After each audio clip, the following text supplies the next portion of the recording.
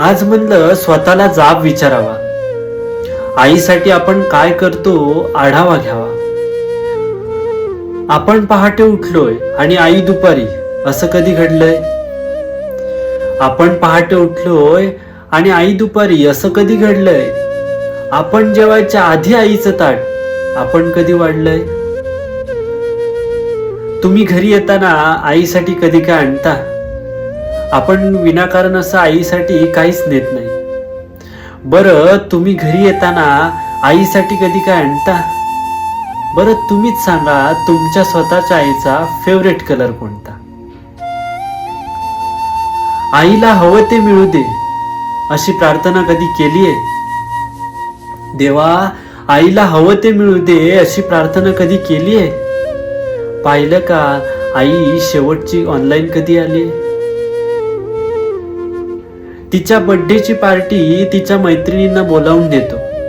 हे सगळं ती करते. तिच्या बर्थडेची पार्टी तिच्या मैत्रिणींना बोलावून देतो. तिने केलेला पसारा आपण कधी आवरतो? तरीही बाळाला कुणी काही बोललं की तिचं मन येतं भरून. बाळाला कुणी काही बोललं की तिचं मन येतं भरून. आपण मात्र बोलताना शिव्या आईवरून. लक्षात ठेवून बाळासाठी ती सतत हात पसरते. नशिबापुढे, देवापुढे, दैवापुढे माझ्या बाळाचं भलं होऊ दे. लक्षात ठेवून बाळासाठी ती सतत हात पसरते, पण स्वतःची मात्र दुपारची बीपीची गोळी विसरते.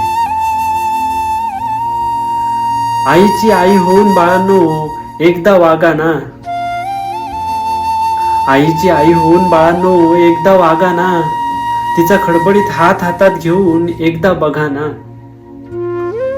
कितीही कर्तृत्व गाजवा तुम्ही, झेप कमी पडते. कितीही कर्तृत्व गाजवा तुम्ही, झेप कमी पडते. आईने कडेवर घेतल्यावरच आपली उंची वाढते. उगाच कशाला त्या अध्यात्म आणि श्रद्धेच्या गप्पा हाणता. उगाच कशाला त्या अध्यात्म आणि श्रद्धेच्या गप्पा हाणता. आईच्या पोटी जन्माला येता आणि देव कुठे म्हणता.